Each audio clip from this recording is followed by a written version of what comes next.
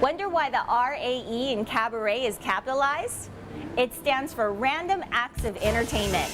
But there is nothing random about this production, which took years of planning and cost millions of dollars to create. We think it's a great place to take a date or celebrate a special occasion.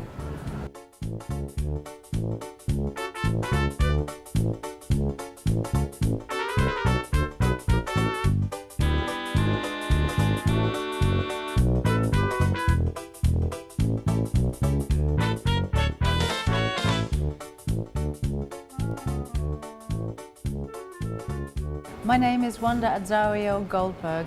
I am the artistic director here at this amazing show called CabaRAE at the Hilton Hawaiian Village. And I'm also half of the Skating Willers, which is an acrobatic roller skating act that we do, which is about a 9-minute act, which involves me being picked up and spun around. I ran away with the circus when I was a child. I had a big fascination with large animals, big cats. The only way that I could fulfill my needs of wanting to be around the big cats was to become a groom, basically a keeper for somebody else to take care of their animals. This is what I always wanted to do. As I progressed in my career, I finally got an opportunity to start putting an act together. Grew bigger and bigger and bigger and bigger until which point it was the largest wild animal act in the world. At this point here, it was 21 lions and tigers in the cage, which nobody else basically had done before. Then it progressed to this part of my life, which was 18 white tigers. And those were the white tigers that I took to Europe and was in Europe for 10 years, and during that time met Wanda. My name's Alan Goldberg, not to be confused with this guy who was Alan Gold. I'm now Alan Goldberg. I was performing on a German circus doing these numbers. Wanda was roller skating. We like to say it was love at first spin, because basically they saw me in the audience. They chose me to come up on stage as part of their act, which is what they also do here, Wanda and Jean-Pierre. My name is Jean-Pierre Poissonnet, which is a very French name. My father was French, my mother was English. I am an acrobatic roller skating performer that sings at the same time on a tabletop, basically, which is 6 feet in diameter. Well, I was born into a family circus in England. It was a very large circus, 5,000-seater big top.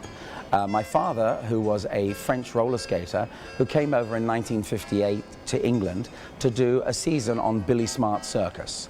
He met and married the granddaughter of Billy Smart. Hence, he stayed with that show, and that's where I was born. The original Willers started in the early 50s, and there were two men thinking, how can we, they were both French. One was named Poissonnet, like my family name, and the other one was Petillon. And they thought, well, that doesn't sound very exciting and not a very good stage name. Then they thought, they'd had a couple of glasses of wine at the time, you can imagine two Frenchmen, and they thought, roue means wheel. Wheel, we're wheelers. So, but what they did was, they phonetically spelt wheelers in French. So W-I-L-L-E-R-S. For a Frenchman is wheelers. For us, it's willers. I just got my BA in jewellery design, and I was working in a really lovely kind of cabaret kind of place where an original Skating Willers act was working, which was Jean-Pierre, his brother, and their first partner. And I saw Jean-Pierre and his brother working on stage, and I wondered what on earth they were doing. Then I invited her to come and see the show, and she fell in love with it. And I was quite happy at the time because she fell in love with me. His family show, which was at the time the biggest touring circus in Europe, which was called Billy Smart's Circus. And basically from there I just got sawdust in my veins and fell in love with him, but I fell in love with show business more. Joined the act, and the rest, as they say, is history. His father walked up to me and said, basically, if you're going to be hanging around here all the time, here's a pair of skates, go and work. So I did. And we were married for 15 years. We had a beautiful son together. We traveled around the world, had a marvelous time.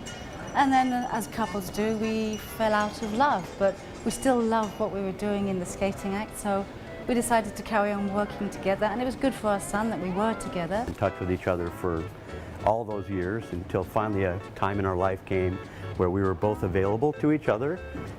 We got together, Wanda came here to Hawaii, fell in love with Hawaii. We fell in love with each other, hence CabaRAE. In its infancy, CabaRAE for me was a way to have my wife retire from entertainment in the place that she loves to live, so that everybody around her knows and remembers what she did as a star of this show.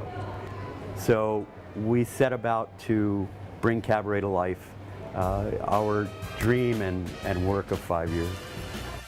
The family connection is so important for this show.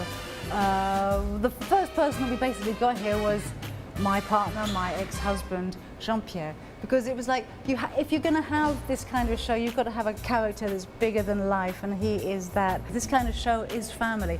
Even all the people that work in this show, I treat like they're part of my family. And I know it sounds really trite and really contrived and all that stuff, but it's true. Got to be nice people. That's the most important thing. They've got to be like, they've got to have that connection with the public when they're on stage. I also decided to have the Azario sisters. They do a marvelous, marvelous hand-to-hand balancing act. And they are my sisters, my twin sisters' daughters. They won the Silver Crown at the Monte Carlo Circus Festival. They are kind of circus royalty. They're very famous in the circus world. And what they do on the center stage and on the oval stage is amazing. Nobody else does that precise trick anywhere else in the world. It's probably one of the most difficult tricks you'll ever see in the variety business. Then my son is coming. He does a skating act as well, like his father and mother. Wanda and I have never really stopped working. We officially retired in London 2 years ago. But in the meantime, this was an ongoing project that Wanda and Alan were trying to get off the ground here in Hawaii. But now this is the fruition of the whole thing. So I was aware of it always. And Wanda and I had been going away to do, for example, our last gig before we came here was in the Sydney Opera House. We were there for 2 months. With a show called La Soirée. We'd always have gaps in between. We'd get back together, train again for about 2 weeks, and then sort of resurrect the skating willers once again.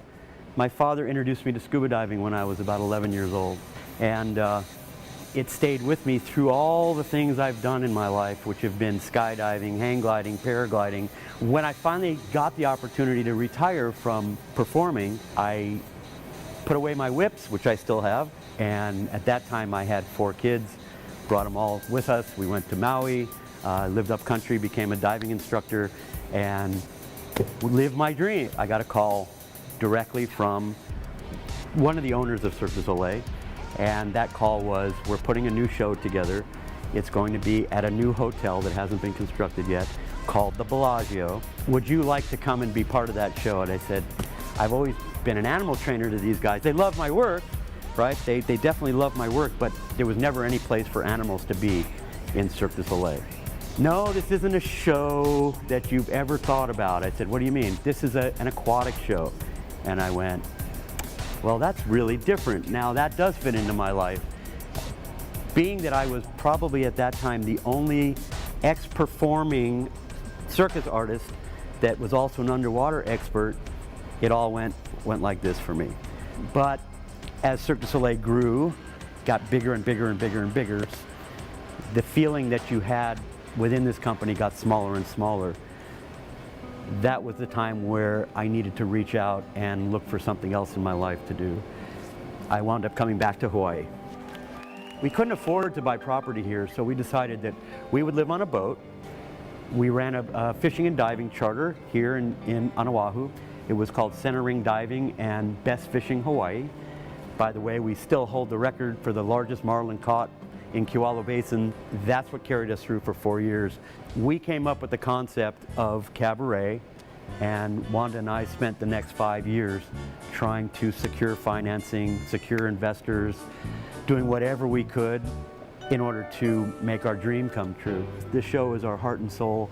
Every act that we bring here is handpicked to work in the environment of being this close to the audience. By performing here in the round, the audience become involved in the whole process and the whole journey of the show. Conceptually, this show will be changing. It could be every 2 weeks, it could be every 2 months. It all depends. It's very fluid. There's nothing is set in concrete. It's always fresh. The show is always vibrant and new. Like it's going to be great for the local public because they'll always be coming to see a different show. We have the best acts in the world coming to work here, so we're really lucky. The experience here in CabaRAE in Hawaii has been amazing. We've worked in many shows around the world. The warmth of the Hawaiian public is amazing. We've worked right up to the capacity of 350 and it's always been terrific. And it makes you give more to what you're doing. I've got a long history of being in art. I love anything to do with performance art or actual sculpture, anything three-dimensional. About 4 or 5 years ago, when we came up with the concept of what we wanted to do initially, I put down on a really nice little rendering how I imagined the show was to look.